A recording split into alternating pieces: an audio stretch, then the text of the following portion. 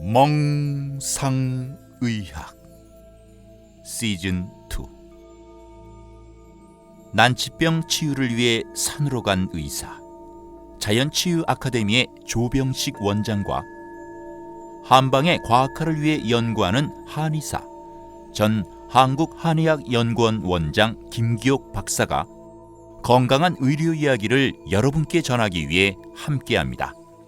문희정 아나운서의 깔끔한 진행과 더불어 웃음과 치유를 안내하는 멍상의학은 내 몸을 위한 잠깐의 휴식과 정보를 드리기 위해 항상 노력하겠습니다. 멍상의학은 난치병을 대하는 옳은 정보와 바른 생활 습관에 대해 이야기합니다. 팟캐스트 멍상의학은 EJ 생활역사협동조합이 제작 배포합니다.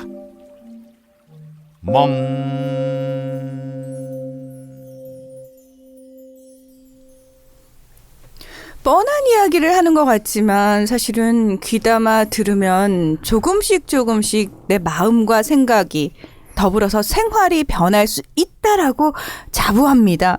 안녕하세요. 멍상의학의 아나운서 문희정입니다. 네, 조병식입니다. 예, 김기옥입니다. 제가 이 멍상의학을 진행을 하면서 나름 주변 사람들한테 메디컬 전문 아나운서로서 자리매김을 하면서 이 참 제가 그랬잖아요. 좀 부담스러운 프로그램이라고. 왜냐하면 저 스스로가 달라지지 않으면서 이 프로그램을 하는 게 되게 들으시는 분들을 기만하는 것 같아서요. 저 진짜 책임감을 가지고 열심히 변화하려고 노력을 하고 있는데요.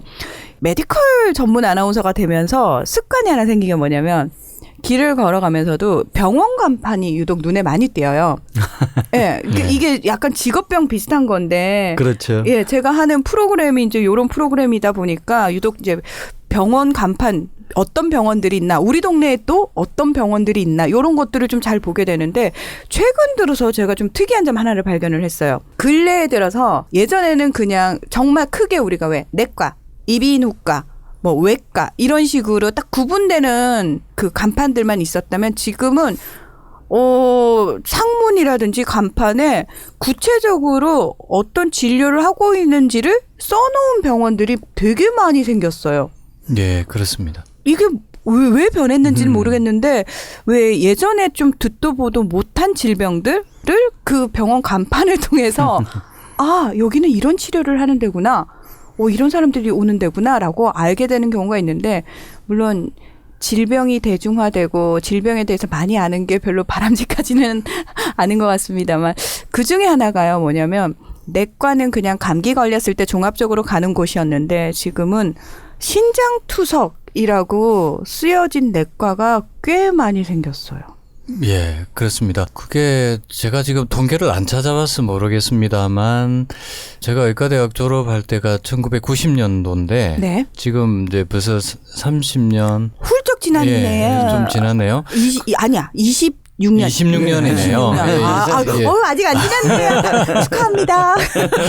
그러니까 20년 전후만 하더라도 이게 신장투석실이 있는 병원은 큰 병원이나 있었고요. 이게 찾기가 힘들 정도로 한 개 도시에 몇 개 정도밖에 없었어요. 그러니까 대학병원 안에서 이제 종합병원 수준에서 있는 정도였는데 요즘은 이제 그냥 내과 의원에도 굉장히들 한 개 구만해도 여러 개가 있는 정도로 굉장히 많이 늘었습니다. 그러니까 신장투석이라는 말이 무슨 말인지 다들 안다는 얘기예요. 그렇죠. 그거 자체가 굉장히 그 질환이 그 질병이 우리에게 익숙해졌다는 의미겠죠.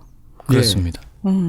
그 신장이 조금씩 만성화되면서 나빠지지만은 기능이 스톱이 되는 거죠. 우리 한방에서는 이 신장이라는 것은 마치 배터리와 같다고 보는 거예요. 오, 배터리. 네, 그래서 건전지가 처음엔 그 충전이 돼 있을 적에는 제 기능을 하다가 어느 순간에는 스톱이 될 수가 있거든요. 그러니까 누구나 일생 동안 배터리를 잘 아껴서 끌고 가야 되는데 어느 순간에 이제 빨리 닳아져 가지고 더 이상 기능을 못 하게 되는 그런 것 중에 하나가 이제 신장 기능 부전증 이런 것으로 보는 것 중에 하나입니다. 근데 신장이라는 게요. 우리 몸에 두 개가 있잖아요. 그러다 그렇습니다. 보니까 지금까지는 많은 사람들이 다른 거는 다 하나씩인데 장기가 신장은 두 개이기 때문에 하나가 조금 기능이 떨어지더라도 뭐 나머지 하나가 커버하면 되니까 그래서 약간의 그 보험을 몸 안에 딱 지니고 있는 그런 느낌이었거든요. 네, 그렇습니다.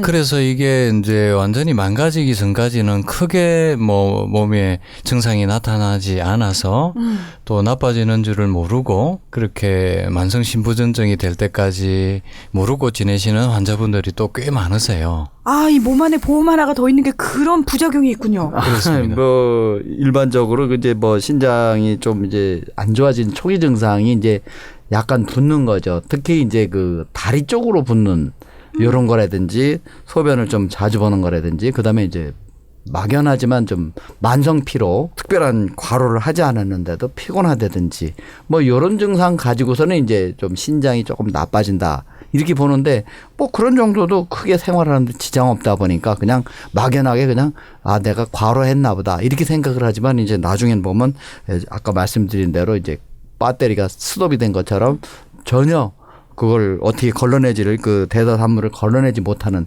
그런 결과까지도 갈 수 있는 것 중에 하나죠.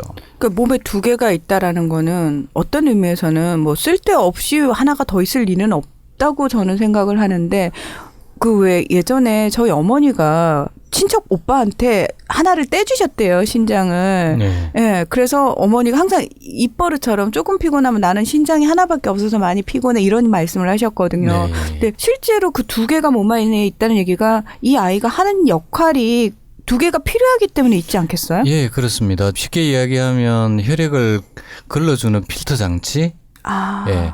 그러니까 우리 혈액 속에서 이제 체내 노폐물이나 대사산물들이 많이 있거든요. 네.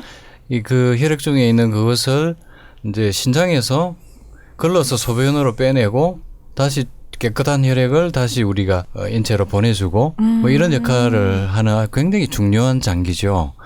하루에 얼마나 많은 피를 걸러주는지 한번 맞춰보실래요?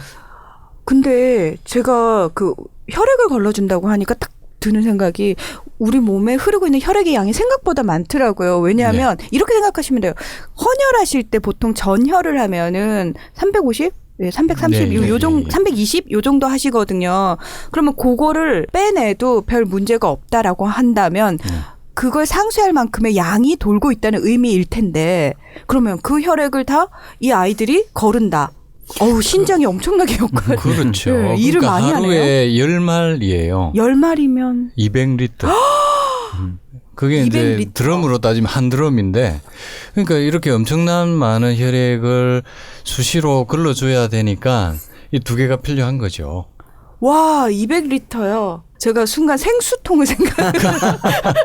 2리터짜리 생수가 그 10개죠. 10개. 그렇지, 10개죠. 예. 그 정도로 걸러줘야 되는 것이죠. 아까 말씀하셨지만은 그만큼 중요한 일을 하기 때문에 있는 것인데 누구 하나 떼주면 안 되겠는데요, 이거? 네. 그렇지만 이제 잘 관리만 하시면 하나 갖고서도 충분히 기능을 할 수가 있어요. 근데 이제 문제는 대사산물이나 노폐물이 자꾸 이제 많아지면은 그걸 걸러내질 못하면 피곤하다는 건 확실하거든요. 그래서 하나를 가지고 계신 분은 조금 좀 체력이 조금은 약화되더라고요. 그래서 가능하면 신장 기능은 잘 보이지 않는 곳에 있고 또 별 차이가 없는 것 같지만 아침마다 좀 소변을 보면서 소변 색깔이 진하지는 않는가, 소변은 좀 시원하게 보고 있는가, 이 문제를 스스로 체크만 해도 좀 어느 정도 예방을 할 수 있는 것 중에 하나이긴 하죠. 그게 이제 신장 질환이 중요한 이유는 그러니까 이렇게 혈액을 걸러주는 필터 장치이기 때문에 이 기능을 제대로 못하면 이게 노폐물 독소가 이제 대사산물이 우리 혈액에 혈관에 계속 쌓이게 되겠죠, 그죠? 우리 몸에 계속 쌓이게 되니까 사실은 전신 질환으로 가요. 왜냐면 혈액이 안 가는 곳이 없으니까. 그러니까요. 그렇죠. 예.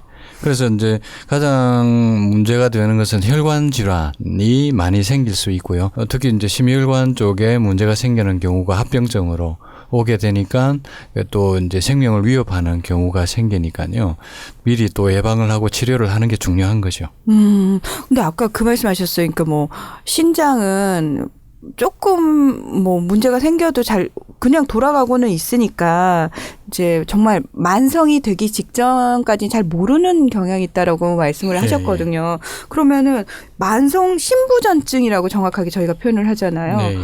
어떤 상황이 벌어졌을 때 아, 내가 이 질환에 걸렸구나 또는 요게 딱 시작됐다라고 볼 수 있는 거예요? 그러니까 이게 이제 진단을 처음에 보통 알게 되는 경우는 이제 소변 검사를 통해서 알게 돼요. 이제 소변에서 혈뇨나 단백뇨가 보일 때. 혈뇨나 단백뇨. 예. 이게 원래는 이제 있어서는 안 되는 거죠. 예, 나와서는 안 되는 단백이 뇨에서 보이는 경우에 이게 이제 신장이 사고체가 좀 손상을 입었구나. 이렇게 이제 우리가 이해를 하게 되고 구체적인 이제 신장 기능 검사는 사구체 여과율, 그다음에 크레아티닌 수치 이것은 이제 혈액 검사로 하게 돼요. 예. 그래서 보통 이제 일반적으로 크레아티닌 수치가 1.0 이하가 정상이거든요. 이제 이 이상 올라가게 되면 신장에 문제가 생기기 시작했다 이렇게 보는 거고요. 그다음에 신장 기능을 구체적으로 계산해서 보는 거는 사구체 여과율이에요. 사구체 여과율. 예, 사구체에서 이제 혈액을 걸러주는데 그것을 걸러주는 장치의 기능이 얼마나 되는지 분당 이거는 밀리리터로 계산을 해요. 이게 이제 100을 기준으로 해서 보통 80에서 120 사이가 이제 정상 범위로 보는데 보통은 100에서 120 사이가 좋은 거예요. 예, 100 정도는 되어야 이게 정상치인데 이게 이제 떨어지는 거죠. 5단계로 나누어요. 이제 1단계는 90 정도인데 이거는 경미한 감소가 되고요. 2단계는 60에서 89인데 이거는 약간 감소한 거예요.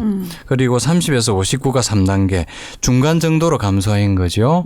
그리고 30 밑으로 29부터가 만성 신부전증이에요. 예. 사구체 여과율이. 예. 그러니까 이게 이제 4단계가 사구체 여과율이 15에서 29까지. 이거는 이제 심각한 손상이 있는 거죠. 그리고 말기가 5단계로 보는데 이때는 14 이하예요. 14 이하가 되면 거의 뭐 투석이나 신장 이식이 필요한 상태까지로 이제 가는 거죠. 자, 그럼 이제 여기서 조목조목 좀 따져볼게요. 자, 첫 번째로 지금 처음이 소변 검사를 통해서 이제 어느 정도 혈뇨라든지 단백뇨가 나오게 되면 이거 정밀 검사가 필요한데라고 해서 혈액 검사까지 가잖아요. 그러면 개인이 그냥 단순히 좀 자각 증상이라든지 좀 의심해 볼 만한 그런 것들은 없나요? 힌트를 좀 얻을 수 있으면 좋을 것 같아요. 일반적으로 그 신장 쪽에 안 좋으신 거는 물려받은 경우가 좀 많아요. 유전적으로? 예. 체질적으로 그 서양인 같은 경우 신장이 약하다 그러는데 일반적으로 우애대에서 또는 형제 간에 또 자매 간에 신장적으로 이상이 있는 사람들은 좀 주의를 하셔야 돼요. 그래서 일반적으로 우리 한방에서는 신장 기능이 약하다 그러면 뼈도 약해요. 그래서 잇몸에 이상이 잘 생긴다든지 뼈에 노화 현상이 빨리 온다든지 그 외에 이제 뭐 피로감, 부관계를 하고 난 다음에 피로도가 굉장히 심한 걸 많이 느낀다든지 이런 것 같은 것들을 우리는 자가 증상으로 다 진단을 하거든요. 심해지면은 피로감과 어지러움, 부종 이런 것 같은 것들을 그 지표로 이제 보고는 있는데 대변은 그냥 이렇게 장내를 통과만 해요. 그런데 소변은 혈액을 다 걷는 결과로 나오기 때문에 이 소변에는 많은 정보가 있어요. 그래서 소변을 아침마다 볼 필요가 있고 소변에서 그 혈뇨가 나온다고 그러는 사람들은 이제 주의해야겠지만 꼭 신장만이 아니고 방광에 조금 흠집이 나가지고 계속 나오는 사람들도 있어요. 그래서 방광 쪽에 조금 이상은 그래도 조금 나은 편인데 단백뇨가 나온다 하시는 분들은 굉장히 주의를 하셔야 돼요. 그러니까 단백뇨가 있으면 보통 이제 소변에 거품이 생기는 경우가 많습니다. 그래서 거품뇨가 있을 때는 꼭 소변 검사하고 혈액 검사 해보셔야 되고요. 그러니까 단백뇨는 절대 방치하시면 안 돼요. 그러니까 혈뇨는 이제 김 원장님 말씀처럼 이제 이게 비뇨기 계통의 염증 때문에 혈뇨가 있을 수 있기 때문에 이거는 뭐 그거는 그렇게 큰 문제가 안 되고 치료를 하면 돼요. 그런데 이제 신장의 문제는 이게 이제 금방 개선되지 않기 때문에 또 잘 관찰을 하시고 검사를 해야 되고요. 그래서 이제 이게 단백뇨가 생기면 그 다음 과정으로 가는 게 주로 이제 부종이거든요. 부종, 네. 붓는다. 예. 그래서 이게 부종이 왜 생기냐면 소변으로 단백질이 계속 빠지니까 혈중의 알부민 수치가 떨어져요. 예. 그러면 이제 이게 혈관에서 자꾸 이렇게 새서 부종이 되는 거죠. 그래서 이제 부종이 이제 특별 부종이 이제 특이한 증상으로 많이 나타나고요. 그다음에 이게 걸러주지 못하니까 체내에 이제 질소 화합물이 증가해요. 그걸 이제 요독증이라 그래요. 그 요독증 때문에 이제 피로감이나 식욕부진이나 구역질이나 심하게 되면 호흡곤란, 어지러움증 뭐 이렇게 또 느낄 수 있는 거죠. 근데 지금 말씀하신 것들 중에서 왜 이제 소변을 주로 잘 주의 깊게 봐라라고 얘기를 하십니다만 많은 분들이 보통 이제 소변을 보더라도 내가 뭐 전날 특별히 뭐 요런 걸 먹었기 때문에 요럴 거야라고 생각하기 쉽고요. 붓는 것과 관련해서는 또 내가 뭐 라면을 먹고 자거나 또는 좀 짜게 먹어서 부었을 거야라고 그냥 지나치기 쉽다라는 거죠. 그렇죠. 그런데 이때 오는 단백뇨나 부종은 일시적으로 오는 게 아니라 지속적으로 오는 경우가 대부분이에요. 한번 부은 게 잘 안 빠지는 거죠. 예, 이게 개선이 되어야 빠지는데 그런 경우는 뭐 일주일 이상 지속되면 의심을 해봐야 되는 겁니다. 단순히 내가 어떤 음식물을 뭐 섭취해서 그 순간에만 그런 증상이 나온 게 아니라 일주일 정도 이상하게 계속 지속이 된다라고 한다면은 이런 부분에 의심을 해보셔야 되는 거군요. 예. 그 다음에 이제 우리가 생각해 볼 것 중에 하나가 이제 소변을 참는다는 거. 네. 예. 예를 들면 뭐 어떤 저 상황이 어쩔 수 없이 있어서 뭐 예. 예를 들면 버스를 장기간 탄다든지 뭐 기차만 해도 좀 낫지만 이렇게 참다 보면은 이제 그 요독증으로 가는 수가 좀 많아요. 그래서 이제 우리가 대변은 참으면 약이 되지만 소변은 참으면 독이 된다 그런 얘기를. 진짜요? 예. 대변 참으면 약 되는 거 맞습니까? 예, 영양을 많이 흡수하기 때문에 그 옛날에는 정말 아닌 게 아니라 참아야 하는 이렇게 해서 대변을 참아갖고 흡수를 많이 올리는 그런 방법을 썼는데 이 진짜 소변은 없을 진짜 때 없는 시절의 이야기입니다. 그랬습니다. 근데 여러분 지금은 아닙니다. 예, 근데 네. 소변은 진짜 절대 참으면 안 돼요. 소변을 귀찮아도 꼭 미리미리 챙기고 방광에 남지 않도록 그것이 위로 다 올라가서 신장에 영향을 미치지 않도록 소변은 보고 싶을 때 꼭 빨리빨리 챙기고 또 미리 보고 그래서 참지 않도록 해야 됩니다.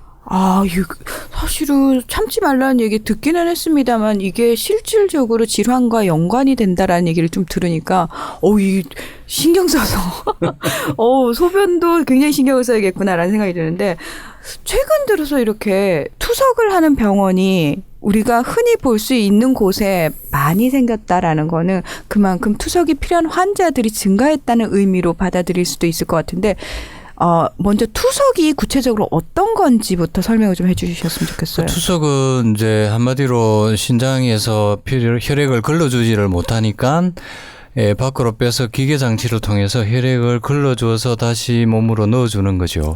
예. 그래서 이제 보통 만성 신부전증 오신 분들이 일주일에 3회 정도, 한 번 할 때 한 4시간 정도 이렇게 계속 혈액을 걸러서 넣어주고 혈액 투석이 대부분 하고요. 그다음에 이제 복막 투석 방법도 있어요. 그러니까 복막액을 마찬가지로 걸러서 다시 안으로 넣어주고, 이거는 이제 매일 해야 되는. 그런 불편함이 있지만 투석실을 가지 않고 자가로 할 수 있는 또 이점이 있고요. 지금 그 하신 말씀 듣고 보니까 이게 거의 일상생활에 굉장히 좀 지장을 많이 받는. 그렇죠. 그럼요. 좀 일주일에 몇 번씩 간다는 게 보통 또 시간 맞춰서 예약해서 가야 되고 그러니까 쉽지를 않은데 이제 많이 또 우리 신장 질환이 안 좋아진 것 중에 하나는 공해물질이에요.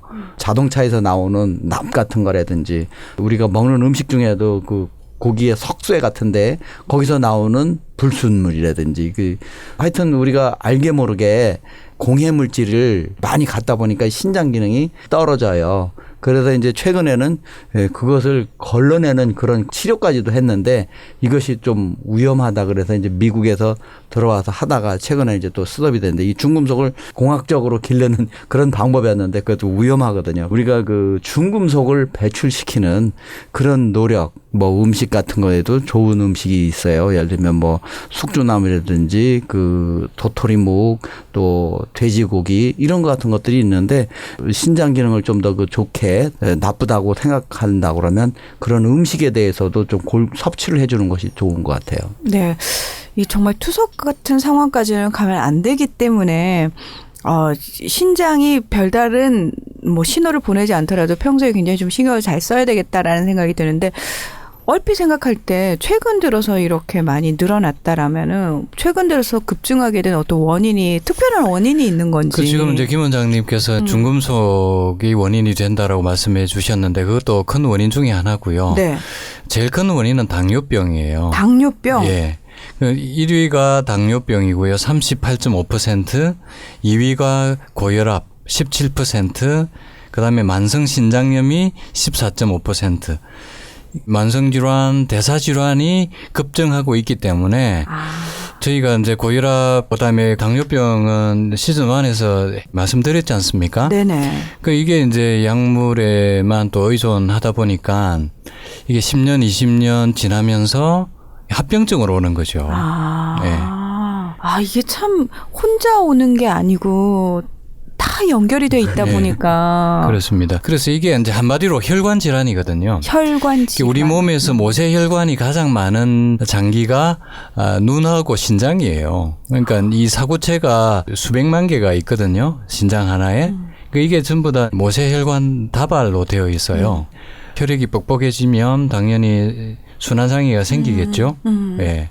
그리고 혈압이 높아져서 모세혈관이 터지거나 문제를 일으키게 되고요. 그다음에 자가면역질환 우리 앞 시간에도 말씀드렸지만 사구체 신염, IJ 신증 이게 다 자가면역질환이에요. 이게 또 이제 사구체를 공격해서 염증을 일으켜서 사구체를 망가뜨리는 거죠. 이런 원인으로 인해서 만성신부전증으로까지 가게 되는 거죠. 그래서 저희가 지금 만성신부전증 환자가 굉장히 급격히 늘고 있는 것은 근본적인 원인 질환이 되는 이런 질환들에 대한 관리가 사실은 제대로 되고 있지 못하기 때문이지 않는가. 그리고 지금 당뇨병, 고혈압 이렇게 가지신 분들이 그냥 약만 매일 먹고 뭐 조절만 한다고 되는 게 아니라는 거죠. 그래서 경각심이 필요해요. 아니 지금 들으시는 분들 중에서 당뇨병을 앓고 계신 분들 입장에서는 아니 지금 나는 당뇨병을 앓고 있으니까 당연히 요것만 잘 관리하면은 괜찮지 않나라고 생각을 했는데 지금 만성 신부전증의 38.5%의 원인이 당뇨병이라고 얘기를 하시니까 그러면 3명 중에 1명 이상은 그렇죠. 지금 뭐 저를 지금 찾아오는 만성신부전증 환자분들의 원인 질환을 보면 딱 이 퍼센테이지 그대로 오세요. 네. 근데 대부분이 이제 뭐 혈당 조절이 웬만큼 약 먹으면서 해왔고 최근에 좀 조절이 안 돼서 인슐린 쓴 지 얼마 되지 않았다. 그리고 혈압약도 계속 잘 챙겨 먹었고 혈압 조절도 잘 되어 왔는데 왜 이런 병이 생긴지 모르겠다.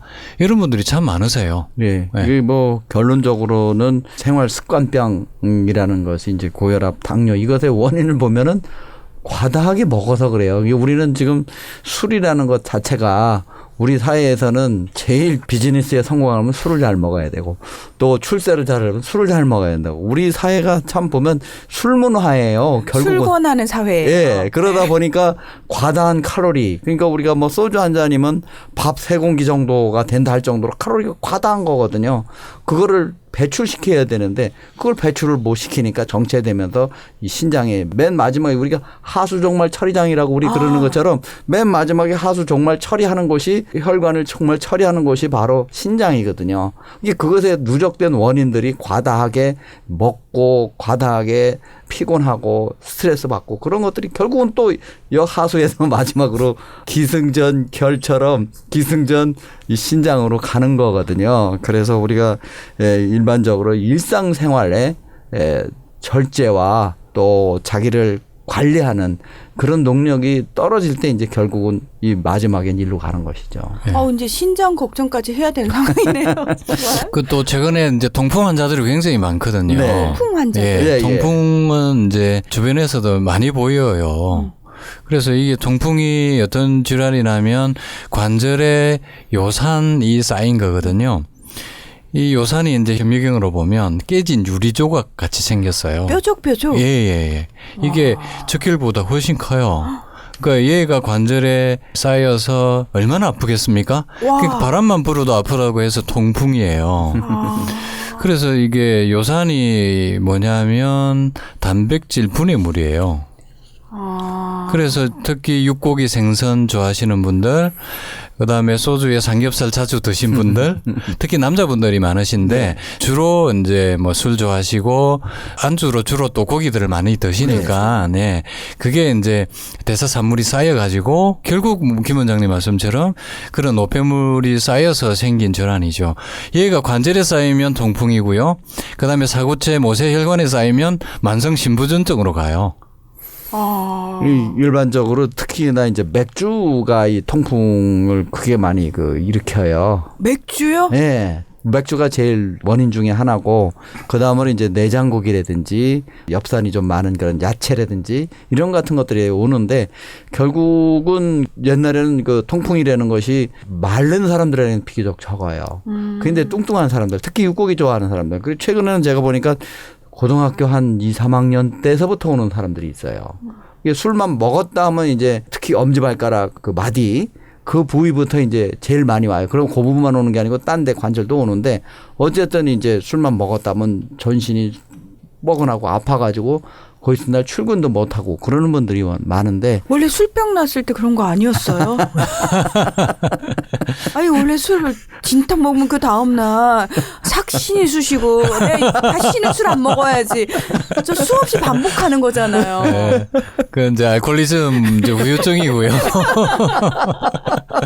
그러니까 지금 들으시는 분들도 구분을 잘 하셔야 되는 게 이게 진짜 좀 심각한 얘기를 하셔가지고. 네. 그러니까 우리가 단순히 왜 나 술병 났어 하고 차원이 지금 다른 문제예요. 그럼요. 네. 일반적으로 이제 뭐 술에 좀 약한 체질이 또 있어요. 술을 분해하는 그 알데히드 효소가 두 가지인데 선천적으로 하나가 없는 사람이 있어요. 일종의 장애인이라고 보는 거예요. 그래서 술이 안 맞는 사람은 먹지를 말아야 되는데 안 맞음에도 불구하고 자꾸 그냥 뭐 비즈니스상 먹어야 된다. 또 먹고 고생하고 또 심하면 이렇게 통풍으로 빠지거든요. 그래서 우리가 조금은 술에 대해서 적게 먹어야 여러 가지 그 병, 지금 우리가 계속 말씀드린 대사질환 이런 것에 많은 부분은 술만 먹으면 술만 먹나요? 안주를 많이 먹잖아요. 그러니 과다한 영양이 쌓이는 거예요. 그래서 우리가 좀 이 회식 문화 또 이 술을 그냥 먹어야만 뭐가 이렇게 원만하게 해결이 되고 그런다는 게 사회가 조금 문제가 있는 것이죠. 아니 진짜 함부로 술 못 먹는다는 사람한테 강권하는 거 있잖아요. 그것도 거의 범죄 행위에 가깝겠다라는 생각이 드네요. 진짜로. 예. 예.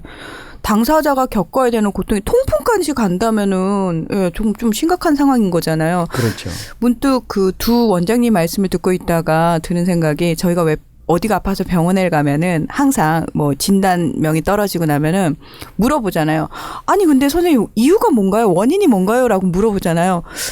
문득 왜 그 원인을 의사 선생님한테 생전 처음 보는 의사 선생님들한테 물어봤을까? 그 원인이 다 나였는데 내가 어젯밤에 먹은 거였고 그렇죠. 내가 그저께 한 행동이었고 그렇습니다. 이게 예. 뭐 영어로 표현해서 좀 죄송하지만 이게 you are what you eat. 당신은 먹은 대로 된 거다. 그 의사 선생님한테 물어볼 게 아니고 자기가 반성을 해봐야 되는 문제. 그러니까 의사 선생님들 입장에서는 당황스럽겠네. 아니 자기가 먹은 걸 자기가 봐야지 왜 나한테 물어보지? 근데 그렇게 고통을 당하고 또 이제 약 먹으면 좀 통증이 가라앉거든요. 그렇죠. 네, 통풍약 살만해지죠. 먹고 다음에 또 술 먹고 고기 먹어요. 정말 통풍은 바로 술, 고기 직결되는 거죠. 그렇죠. 일단은 이제 고기가 쌓이게 만들고 술은 염증을 악화시키거든요. 예. 여러분 절대 안 되십니다. 예. 요즘 진통제가 너무 잘 나와서요. 예, 자꾸 잊어버려요. 약 하나를 털어 넣으면은.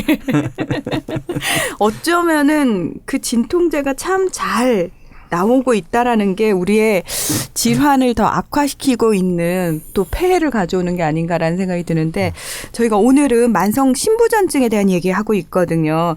한번 이쯤에서 재정비를 하고 가겠습니다. 하나, 둘, 셋.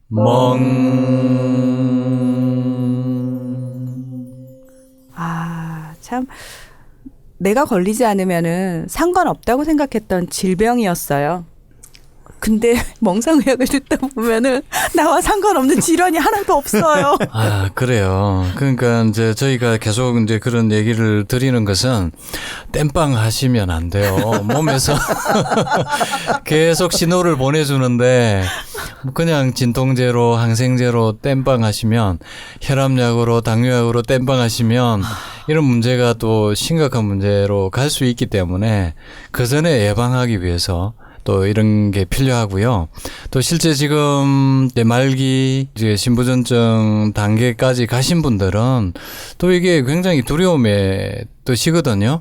그러니까 이게 투석해야 되고 이식해야 당신은 1년 내로 투석이나 이식 방법밖에 없다 이렇게 진단을 받게 되거든요. 그러니까 예방에 실패를 했어요. 그래서 뼈저리게 후회는 하고 있는데 지금 말씀하신 것처럼 투석이나 이식 이외에는 방법이 없다라고 진단을 받아버리면은 네. 만성 신부전증은 그냥 어쩔 수 없는 거 아니에요? 좋아질 수 있어요? 뭐가 바뀌나요? 그렇죠. 그래서 현대의학에서는 어떤 의사 선생님도 치료 방법이 없다라고 이야기해요. 그래서 이제 irreversible, 이제 되돌릴 수 없는 단계다 이렇게 이야기를 하죠. 그럼 오늘 만성 신부전증에 대한 이야기는 여기서 끝이 나나요? 여러분 안 된답니다. 안 된답니다. 예방에 실패하셨으면 안 된답니다. 여기서 이제 끝내는 건가요? 근데 방법이 있어요. 예. 이게 이제 저희가 자연치유 방법으로는 어떤 난치병도 가능성이 또 희망이 있거든요. 그쵸. 이게 이제 멍상의학을 들어야 하는 이유인 거죠. 네, 그렇습니다. 네. 좋아질 수 있습니다. 만성 신부전증 안 된다고 이식과 투석 이외에는 방법이 없다고 진단을 받으신 분이 혹시 계시다면은 한 번쯤은 그래도 이 이야기에 귀를 좀 기울여 보시면 어떨까 싶은데요. 예. 네. 그 제가 이제 뭐 경주 산골에서 주로 이제 암 환자분들이 많이 오시는데 난치병으로 오시는 분들 중에서 특히 또 이 만성 신부전증 환자분들이 꽤 계셨어요. 근데 이분들이 15일 만에 한 달 만에 혈액 검사 결과에 저희가 보통 한 달 사이에 비교를 하는데 크레아티닌 수치가 떨어지고 GFR이 올라가고 이런 변화들이 있는 분들이 꽤 많이 있었어요. 그래서 아니요. 잠깐만요. 원장님 아까 보면 그러셨어요. 일주일에 3번 투석을 해야지 살 수 있다고 그러셨는데 그러면 산으로 들어간다는 얘기는 네. 거기서 투석을 안 하고 그렇죠. 근데 이제 투석이나 이식 직전에 당신은 지금 이제 투석 준비를 해야 된다. 그러면 이제 한두 달 전에 이게 혈관에 준비를 하거든요. 투석을 할 수 있는 준비를. 네. 예. 근데 이제 그 준비를 하기 전에 그래도 방법이 없을까 해서 이제 찾아오시는 거죠. 예. 그러면 혹시 이미 투석을 하고 계신 분들도 어떻게 방법이 있긴 한가요? 투석 중에 계신 분들도 가끔 오세요. 예, 그러니까 이게 워낙 삶의 질이 떨어지고 투석한 지 3, 4년 되면서 일상생활조차 하기 힘들고 이제 합병증으로 이제 심혈관 질환이 생기고 뭐 이런 단계까지 가시니까 또 방법이 없을까 하고 찾아오시는 거죠. 예. 그래서 이제 그런 분들도 이제 저희가 이렇게 자연치유로 또 저희가 하는 자연치유법이 뭐겠습니까? 예, 늘 말씀드리는 예, 현미 채식하고 규칙적인 운동하고 스트레스 조절하고 잠 잘 자고 뭐 이거죠. 이거 자연 속에서 또 좋은 공기 좋은 물 먹으면서 하니까 무슨 만병통치약인가요? 예, 보름만 해도 한 달만 해도 좋아지시는 거예요. 보통은 이게 이제 수치들이 나빠지는 분들이 한 달만 해도 막 수치가 갑자기 나빠지는 경우들이 꽤 있거든요. 그러니까 최소한 나빠지지 않는 거예요. 예. 그리고 7, 80%가 좋아져요. 그리고 20, 30%는 좋아지진 않지만 그래도 더 나빠지진 않는 이런 걸 보고 이것도 방법이 충분히 가능하다. 만성 신부전증도 우리가 되돌릴 수 있다. 이렇게 제가 이제 이야기를 하면서 가능하다고 제가 작년에는 가능하다고 말씀드렸거든요. 네. 그 올해는 이제 조금 더 간이 더 커져가지고 자연치유 된다라고 이야기를 해요. 그 일반적으로 그 신장이 나빠지는 것이 어느 날 갑자기 나빠진 건 아니거든요. 복합적으로 이제 여러 가지 원인에서 오는데 이 환자들은 의사를 만능 의사로 생각을 해요. 그러니까 이 신장이 이렇게 나빠지면은 약 먹으면 되는 거 아니야? 그렇죠. 그렇게 생각을 해요. 그러나 쉽지는 않아요. 특히나 의사의 역할이 그거잖아요. 좋게 만들어 주셔야죠. 처방을 예. 잘해 주셔가지고. 예. 그게 이제 우리 한방에도 이제 이렇게 신장 기능 부전이나 또는 이제 만성 신장염 환자들이 오세요. 근데 비교적 만성 신장염까지는 그렇게 크게 영향이 없는데 신장 부전인 경우에 특히나 IG 수치가 안 좋은 그런 환자들은 한약 먹고서 갑자기 나빠지는 경우가 많아요. 네. 그러니까 이제 한약 먹어서 그렇다고 생각을 하지만은 그게 복합적으로 온 것인데 한약 먹어서 된 게 아니고 여러 가지 원인에 의해서 오는 것인데 한약 먹으면 나빠진다 이렇게 생각을 하세요. 근데 어쨌든 지금 만성 수업이 되거나 또 심한 경우에는 한약 먹는 거에 대해서 굉장히 고려를 좀 해야 돼요. 거기에서 이제 좀 여러 가지 그 복합적인 부분을 어떻게 관리를 할 것인지 또는 이제 보조적인 방법을 그렇게 좀 해줄 것인지 이런 쪽으로 해야 되는데 그냥 뭐 한약 먹으면 낫습니다. 사실은 그렇게 말씀드릴 수가 없어요. 그래서 이제 좀 이렇게 신장 기능의 환경을 좋아지게 한다든지 아니면 또 여러 가지 일상생활에 절제를 한다든지 이런 것 같은 것들이 같이 되면은 비교적 조금씩 좋아질 수가 있다고 이렇게 보는 것 중에 하나죠. 아까 만성 신부전증의 원인이 이제 주로 당뇨병, 합병증으로 많이 오고 고혈압 환자분들 많이 온다고 그랬으니까 흔히 이제 딱 드는 생각이 예를 들어서 병이 하나만 딱 있을 때는 거기 뭐 약을 끊어보고 지금 말씀하신 방법들 있잖아요. 우리가 늘 얘기하는 그 방법들 도전해 볼만 하겠지만 겁이 난다는 거죠. 지금 당뇨도 있고요. 만성 신부전도 있고요. 그다음에 고혈압 약도 제가 먹고 있었고요. 근데 이걸 한꺼번에 다 그게 말이 돼요라고 많은 분들이 사실 의구심을 가질 수밖에 없는 상황이거든요. 그래서 원장님 작년까지는 가능합니다. 하지만 올해부터는 제가 간이 더 커져서 자연 치유 됩니다. 라고 말씀을 드립니다라고 자신 있게 말씀을 하셨습니다만 굉장히 위험한 발언이고 쉽게 받아들일 수 없는 얘기라는 거. 예, 맞아요. 쉽게 받아들이기 굉장히 힘드세요. 네. 이 방송을 의사 선생님들이 동료 의사분들이 들으시면 뭐 가당치 않은 일이다. 어떻게 예, 만성 신부전증 환자분들도 그래요. 실제로 이제 저희 홈페이지 블로그에 어떤 분이 이제 그 댓글을 다셨는데 혹세 무민하지 말아라 이런 글까지 제가 받은 적이 있거든요. 네. 제가 그래서 이제 이건 아닌데 되니까 된다고 이야기하는데 이분이 뭐 의학적인 지식으로는 안 되니까 또 그렇게 말씀하실 수 있죠. 그래서 이제 제가 통계를 냈죠. 한 해 동안 만성 신부전증 환자분들이 오신 분들은 쭉 통계를 내니까 70%가 좋아지세요. 네, 수치적으로. 네. 일단은 이제 만성 신부전증 정도 되면 이제 신장이 이게 그 표면이 완전히 울퉁불퉁하게 되고 쪼그라들어요. 근데 이거를 어느 정도까지 개선시켰는지 영상까지 저희가 확인하진 못했지만 일단 혈액 검사상으로 크레아티닌 수치가 개선이 되고 GFR이 개선이 되는 것으로 확인을 한 거죠. 그래서 이게 신장 기능이 좋아지면서 뭐 여러 가지 증상들이 많이 완화가 되고 뭐 이런 것들을 저희가 혈액 검사나 환자분들의 상태를 통해서 다 확인했기 때문에 그 통계를 내니까 70%가 좋아졌어요.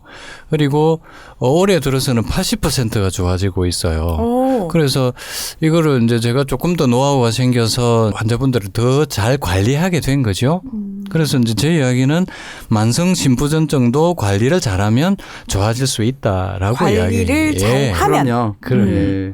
어떻게 표현을 할 수는 없지만 하여튼 이 기력이 많이 떨어지고 아까도 말씀드린 그 배터리처럼 일종의 전기 현상도 떨어지는 것으로 봐요. 그래서는 방전이 되는 그렇죠. 거죠. 그래서 어떤 분은 그 내양공이라는 기공 하나만 가르쳐줬는데도 지하철 계단을 이렇게 옆에 가이드레일을 잡아야만 다니던 분이 2계단도 넘을 수 있을 만큼 78세인가 그랬거든요. 그런 분인데도 많이 회복되는 경우가 있어요. 그러니까 본인 환자가 얼마나 극복하려고 그러는 의지가 있느냐. 의사만 따라서 그냥 의사가 다 해결해 줄 거다라는 생각을 갖지 말고 본인이 얼마나 적극적으로 노력을 했느냐. 이게 그 내연공이라는 게 간단히 숨을 들이셨다 멈추고 내쉬는 방법을 하는 거거든요. 우린 2박자 호흡을 하고 있는 걸 3박자로 해요. 들이셨다 멈추고 내쉬고 또 들이실 때는 혀끝을 입천장 운니 사이에 두면 기도가 최대한 크게 되는 거거든요. 그렇게 혀를 좀 이렇게 입천장 운니 사이에다 대고 그다음에 멈추고 내쉴 때는 그냥 내려놓고 그다음에 뭐 나는 정말 편하다. 이렇게 세 가지를 세 박자에 맞춰서 계속 하는 거예요. 이 중국의 기공 전문 병원 이런 데 가면은 거의 뭐 모든 병을 다 이걸로 고친다고 할 정도로 전부 다 그것만 시키는데도 효과가 좋다고 그런 경우가 많아요. 그래서 제가 봐서는 자신의 의지를 꼭 극복하겠다는 그런 것과 그렇게 서서히 여러 가지 환경을 개선을 하고 신장을 좀 이렇게 해독시키는 그런 치료를 같이 받으면 조금씩은 좋아질 수 있고 또 그걸 잘 극복하시는 분은 이제 생활하는데 불편함이 개선이 될 수 있다. 이렇게 보는 것 중에 하나죠. 신장 투석이 말이 그렇지 옛날에는 몇 천만 원 더씩 들어갔거든요. 수술하는 데만도. 그리고 나서 이제 정 안 되면 딴 사람부터 신장 하나를 기부를 받아야 되고 또 일상생활에 아무것도 못하고 그냥 치료만 계속 다녀야 할 정도로 아주 불편한 것 중에 하나거든요. 그래서 초기에 아주 굳은 각오를 가지고서 죽기 아니면 살기로 붙어야만 이게 극복이 될 수 있는 것 중에 하나라고 보면 되겠습니다. 그러니까 서서히 나빠졌을 텐데 우리 몸이. 네. 근데 우리는 좋아지기는 금방 그렇죠. 빨리 한 큐에 가장 간편하고 가장 빠른 방식으로 편하게 좋아지기를 원하거든요. 예. 이게 도둑놈 심보인 거죠. 원장님들 저희가 이제 지금 우리 도둑놈 한국인들의 또 특성이기도 해요. 무조건 또 빨리빨리 문화 또 여기서도 작용을 하는 거죠. 예, 네. 아니 고통스러우니까 네. 그리고 그러니까 이게 참 우리가 왜 내가 내 몸을 얼마나 혹사했고 내가 얼마만큼 신경을 쓰지 않았는지에 대해서 자기 반성이라든지 그런 걸 돌아보기보다는 지금 고통에서 빨리 벗어나고 싶다는 생각밖에 안 하는 거죠. 그래요. 그 하영이가 이제 루푸스 신장염으로 왔었지 않습니까? 네. 예. 하영이가 처음에 저희 그 경주 산골에 왔을 때는 이 크레아티닌 수치가 얼마냐면 2.98. 그다음에 2.98. 예. 예, 이게 이제 1.0을 기준으로 해서 이제 높을수록 나쁜 거예요. 네. 그러면 이제 보통 4.5점대 들어가면 만성심부전증이 되거든요. 그래서 이제 이게 만성심부전증 단계였어요. 그러니까 GFR이라는 사구체 여과율이 19예요, 19. 그러니까 보통 이제 4단계 말기 전 단계죠. 4단계. 네, 예. 4단계니까 말기 전 단계였어요. 근데 그렇게 안 좋았거든요. 근데 지금 석 달 반 만에 얼마나 좋아졌냐면 크레아틴인 수치가 1.29. 거의 정상치로 가까이 떨어진 왔네요. 거죠. 네. GFR이 52.17. 오. 예. 그러니까 이렇게 많이 개선이 됐어요. 3개월 만에. 3개월 반 만에. 예. 그래서 이렇게 또 빨리 또 개선이 되기도 해요. 그러니까 이것도 이제 환자마다 다 달라요. 무조건 다 이렇게 빨리 개선되는 건 아니고요. 지금 석 달 반 동안 자연생활과 자연식과 운동과 그 의식이 그만큼 높아지도록 본인의 스트레스 조절 능력이 굉장히 좋아졌기 때문에 가능한 일이죠. 경주까지 오기 힘드신 분들, 직장생활 하시는 분들 중에서 60대 초반에 직장생활 때문에 못 오신 분이 계셨는데 이분이 고혈압, 당뇨, 고지혈증이 이제 오래 되셨고요. 처음에 오셨을 때 크레아티닌 수치가 2.51, 그다음에 사고체 여과율이 23.4였거든요. 이분이 관리를 시작하고 2달 만에 1.66으로 크레아티닌 수치가 떨어졌고요. 그다음에 사고체 여과율이 30.4%로 좋아졌어요. 예. 그래서 이분은 경주 산골까지 안 오고도 이렇게 좋아지신 거죠. 직접 건강 다이어리까지 작성해가면서 굉장히 성실하게 열심히 하셨나 봐요. 예, 그렇습니다. 그래서 이렇게 이제 어떻게 관리하는가에 달려 있다는 거죠. 그래서 이것도 제가 처방하는 식품만 그냥 약 대신에 드시다가 오신 분들은 이런 결과를 잘 못 얻어요. 이분은 한 달 만에 혈압약, 고지혈증 약을 졸업을 했고요. 네, 당뇨약을 반으로 줄이고 2달 만에는 당뇨약도 완전히 졸업했어요. 예, 그렇게 제가 가르쳐드린 식이조절, 현미채식 아주 철저하게 잘 관리하셨고 그러니까 하루에 아침에 예. 뭐 드셨는지 간식으로 뭐 드셨는지까지 아주 자세하게 다 기록을 그렇습니다. 하셨네요. 예, 저희가 이제 건강 다이어리를 매일 아침, 점심, 저녁을 식사를 어떻게 하셨고 하루 운동 시간을 어떻게 하셨고 지금 현재 혈압, 혈당이 어떻게 되는지 뭐 이것까지 체크하도록 한 거죠. 그러니까 이거를 아주 정성껏 이렇게 기록을 하신 거죠. 근데 그만큼 실천을 잘 하셨고요. 네, 그 결과로 이렇게 좋아지는 거죠. 아, 이게 역시 공으로 얻어지는 게 없어요. 그럼요. 예. 정말 직접 쓰신 이 건강 다이어리를 제가 보고 있는데 꼼꼼하게 다 기록을 하셨어요. 사실은 이게 보통 정성이 아니거든요. 꼭 낫겠다는 의지가 없으면 이거 자체도 사실 불가능하잖아요. 그렇습니다. 예.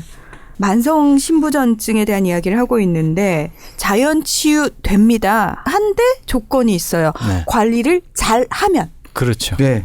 그렇습니다. 네, 일반적으로 이제 그 통곡류라고 그래서 이제 가능하면 현미처럼 껍질을 좀 덜 벗긴 이런 같은 것들이 있는데 우리 한방에서는 이제 씨앗요법을 많이 얘기를 해요. 씨앗요법. 예. 그러니까 우리가 그 일반적으로 한약에서는 이제 구기자라든지 또는 사상자라는 것, 그다음에 이제 그 복분자라는 것, 또 오미자 이제 이렇게 씨앗들을 주로 이렇게 많이 처방을 해요. 여러 가지 씨앗이 다 복합적으로 먹는 것은 큰 도움이 된다. 이렇게 좀 보고 있습니다. 그 아까도 말씀드린 에너지가 떨어지는 것을 좀 보완할 수도 있고, 그 다음에 이제 또 제가 권하는 것 중에 하나는 이제 그 늙은 호박에다가 미꾸라지를 좀 넣고서 이렇게 하려는데 대부분은 또 미꾸라지를 거기 할 적에 소금을 넣고 죽이는데 그러지 마시고 조금 뭐 하시더라도 그냥 그 뜨거운 물에서 죽을 수 있도록 그렇게 해서라도 그 소금은 넣지 말고 알부민을 보충해 주는 것처럼 좋은 효과가 있습니다. 그래서 일반적으로 신장 기능이 안 좋으신 분들한테 조금 더 적극적으로 우리가 먹는 것 중에 이제 추천할 만한 것들은 그런 것들이 있거든요. 통곡물, 그다음에 예, 예. 씨앗요법, 예, 그리고 예, 예. 늙은 호박에 미꾸라지. 예, 네. 그런 같은 것들. 근데 씨앗요법도 꽤 효과가 있어요. 그 이유는 이것이 가지고 있는 영양소거든요. 영양소와 에너지예요. 제가 이제 그동안 어떻게 해서 이게 개선이 되는지를 이제 연구를 조금 했습니다. 오. 예, 사실은 간단해요. 사구체가 망가졌기 때문에 혈액을 걸러주지 못한단 말이죠. 그렇죠. 근데 망가진 이유가 두 가지예요. 하나는 막혀서 망가지고요. 사구체가 막히니까 혈액이 못 들어가니까 산소 영양소 공급이 안 되니까 망가질 수밖에 없죠. 그다음에 이제 염증에 의해서 망가지는 거거든요. 사구체까지 혈액이 들어가서 산소나 영양소 공급을 잘 하게 되면 사구체도 복원할 수 있다는 거죠. 그리고 염증에 의해서 망가진 것도 염증을 완화시키고 이것을 치료해서 되돌릴 수 있다. 그 뭐 하영이가 대표적인 사례죠. 이게 이제 루푸스에 의해서 신장염이 생겨서 망가진 건데 이게 뭐 서너 달 만에도 개선이 된단 말이죠. 이것은 복원이 됐다는 얘기거든요. 염증이 완화되면서 사고체가 복원이 된 거예요. 그리고 두 번째 고혈압 당뇨로 망가지신 분 이것도 막히고 손상받은 모세혈관이 다시 혈액이 들어가면서 산소나 영양소 공급을 제대로 된 거죠. 그래서 이게 핵심이에요. 그래서 저는 이것을 그냥 혈관 청소, 그다음에 영양요법, 네, 이걸 이렇게 이야기를 하는 거죠. 아, 참 말은 간단하네요. 자, 혈관을 청소하신 다음에 영양을 주면 됩니다. 굉장히 간단합니다. 네, 간단합니다. 어렵지 않습니다. 네. 그 일반적으로 병원에서는 자가 면역이나 뭐 이런데 이제 그 항생제를 찾는데 그렇죠. 배양을 해가지고 거기에 맞는 항생제를 찾는다고 그러는데 네. 아무리 해도 못 찾는 경우가 있어요. 아. 네, 그러니까 지금까지 나와 있는 항생제를 다 배양을 시켜봐요. 그래서 어떤 것이 맞는가. 그래서 이제 그걸 투여를 해보고 싶은데 잘 안 맞아. 그러니까 그 중에 이제 가능하다고 그래서 좋을 거라고 생각을 해서 써도 부작용이 또 생기는 이런 정도로 굉장히 그 좀 까다로운 것 중에 하나예요. 아무리 그렇다고 해도 결국은 일상생활서부터 해서 우리가 잘 관리를 하면 뭐 우리는 이제 한방에서는 양생이라고 그래요. 평상시 생활에 대한 것, 뭐 잠도 가능하면 이런 여름 같은 데는 좀 늦게 자고 일찍 일어나서 그 잠을 만지고 겨울 같은 데는 늦게 자고 늦게 일어난다든지 이렇게 해서 그 태양의 시간과 주기를 맞춰서 생활하는 것도 우리가 양생하는 데서 굉장히 중요한데 그런 것도 굉장히 그 영향을 미쳐요. 그래서 이 해가 짧을 때는 좀 덜 자고 또 해가 길 때는 많이 자고 이런 거라든지 이런 일상생활이 굉장히 그 잘만 맞추면은 우리가 자기 스스로의 원상을 회복을 할 수 있는 그런 방법들이 있다고 보는 거죠.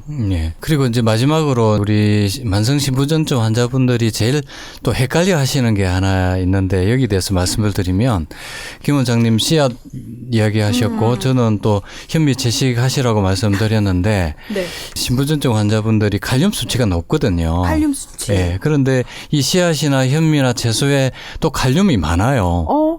근데 이게 어떻게 된 이야기입니까? 의문시 되는 거죠. 네. 예. 그래서 처음에 물론 이제 수치가 보통 저희가 6.0을 기준으로 하는데 이 이상 될 경우에는 고칼륨 혈증이 되면 또 여러 가지 문제가 생기기 때문에 그때는 현미, 채소, 씨앗을 이렇게 마음껏 드시기는 어려워요. 그거는 어느 정도 조절을 해야 되고요. 네. 예. 그래서 조금 데쳐서 먹는다든지 뭐 이런 게 필요하고요. 채소 같은 경우도 좀 데쳐서 먹어야 칼륨 수치를 낮출 수 있고요. 6.5 이상으로 올라갈 때는 현미를 드시기는 좀 어려워요. 네, 그럴 때는 이제 조금 흰쌀밥을 드시다가 좀 떨어지면 조절이 되면 다시 또 현미 드시면 되고요. 밸런스를 맞춰주는 게 중요해요. 예, 특히 저희가 이제 이 혈관 청소를 하는 데서는 물질들이 고미네랄 요법이거든요. 고미네랄. 미네랄이 미량 원소들이 많이 들어있는 식품들을 써요. 그래서 많은 미네랄이 들어가서 얘가 혈관을 청소해요. 그리고 신장 사구체에 쌓여 있는 요산 요소 이런 것들을 녹여서 내거든요. 그래서 현미 채식해도 별 문제되지 않습니다. 그래서 우리가 이제 이런 조절 영역이 생기면 별 문제되지 않기 때문에 현미 채식하면서도 하시면 되고요. 제가 드리는 말씀은 수치가 6.0 이상 높게 나올 때는 또 조금 조절할 필요가 있다. 네, 그 말씀이죠. 그러니까 지금 이제 우리 조 원장님께서 하시는 말씀이 뭐냐면은 본인이 만성 신부전증을 앓고 있는데 자의적으로 뭐 이런 게 좋다고 하더라라고 해서 무조건 하시기보다는 병원 치료와 정확한 수치를 바탕으로 조심스럽게 접근을 하셔야 되는 부분이고요. 혈관 청소를 한 다음에 영양을 넣어주면 된다라고 말씀을 하셔서 또 어떤 분들은 자 혈관 청소하는 약 주세요. 영양을 넣어줄 수 있는 약을 주세요. 정말 간단하지 않습니까? 없습니까? 있긴 한데 제가 그래서 뭐 몇 가지 만들어 두긴 했지만 네. 그냥 보조식품이에요. 보조식품이고 이제 천연물이고 그러니까 저는 뭐 앞에 말씀드린 대로 많은 미네랄, 비타민 그다음에 이제 탄닌 아까 이제 김 원장님 도토리 묵 이야기했지 않습니까? 네. 탄닌이 또 굉장히 효과적이거든요. 근데요 도토리묵 그냥 시중에 나와 있는 거 아무거나 먹어도 돼요. 왜 도토리묵의 함량이 또 다르고. 그 이제 탄닌이 풍부할수록 떫어요. 그러니까 진짜 이제 좋은 이게 도토리 묵은요 떫어요. 여러분 100%를 드셔야 됩니다. 예. 그래서 떫은 식품을 많이 드시는 게 좋아요. 떫은 거. 이 떫은 식품이 중금속도 해독을 해요. 그래서 이 탄닌이 중금속을 해독하고요. 또 이게 사구체를 망가뜨리는 원인인 요산 요소를 정리해줘요. 예, 그래서 탄닌이 많이 들어있는 식품들을 많이 드시면 도움이 되겠죠. 일단 생각나는 거는 뭐 100% 도토리묵 약간 떫기도 하지만 밤에 속껍질 율피라고 그러잖아요. 그것도 약간 떫은 맛이잖아요. 그것도 많고요. 그다음에 녹차. 녹차. 예, 그다음에 모과. 예, 뭐 이런 데 풍부합니다. 예. 그 제일 문제점은 이제 소금이거든요. 소금. 예. 그러니까 뭐 소금을 잘 정제를 했다.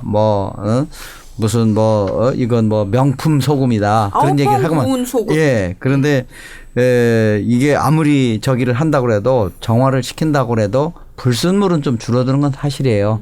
그렇게 고급스럽게 만들면은 뭐 굽기도 하고 뭐 대나무에다 하고 뭐 하면 그거는 사실이지만 나트륨 자체가 변하는 것은 아니에요.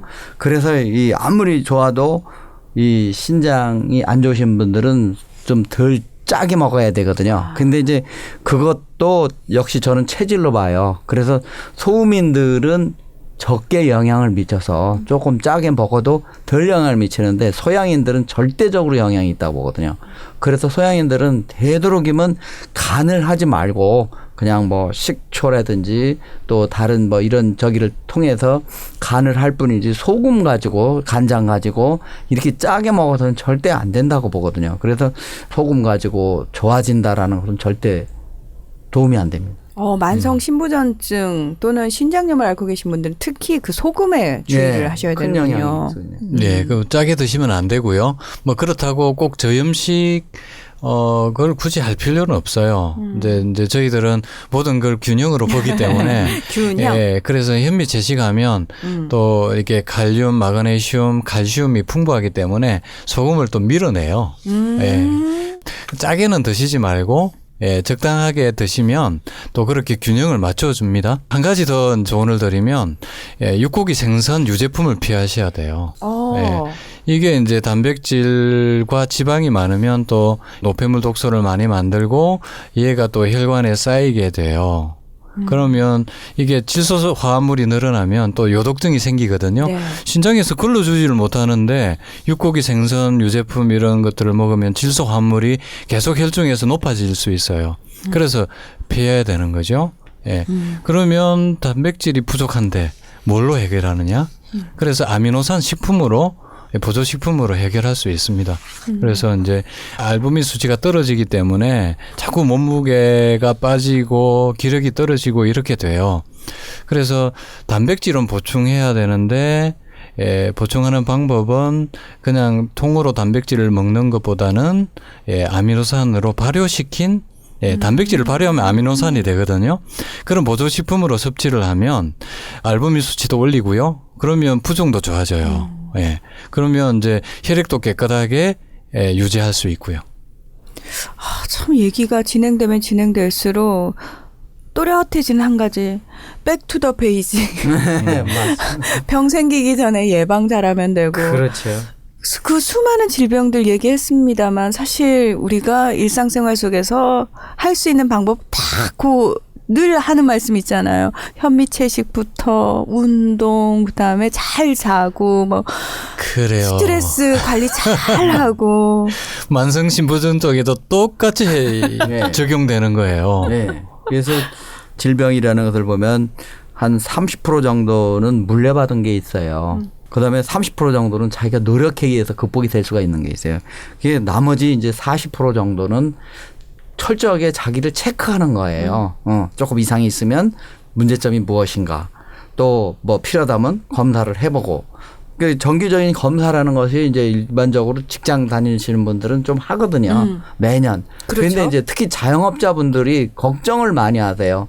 야, 내가 이거 쓰러지면은 이거 큰일인데. 큰일 나죠. 그래서 병원에 그러면서 못 가죠. 무서워서. 또 병원에 가서 검사해서 큰 문제가 생기면 큰일인데 그러면서 미뤄요. 그러다 보면 이제 나중에 정말 호미로 먹을 걸 가래로 막는다고 그런 결과를 가져오거든요. 그래서 평상시에 조금이라도 이상이 있으면 가서 검사를 하고 관리를 하고 노력을 많이 해야 된다고 보는 거죠. 건강이라는 것은. 네.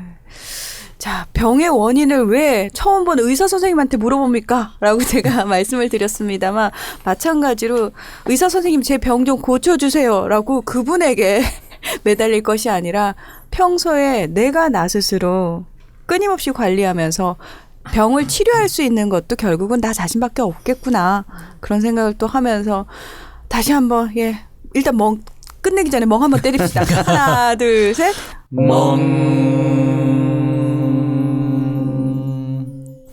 나와는 전혀 상관없을 것 같던 만성 신부전증 반드시 알아야 되는 질환이고요. 더불어서 평소에 나를 관리를 잘 하시는 게 제일 중요하다는 말씀 드리면서 오늘 방송 여기서 마무리하겠습니다. 함께해 주셔서 고맙습니다. 예, 감사합니다. 고맙습니다.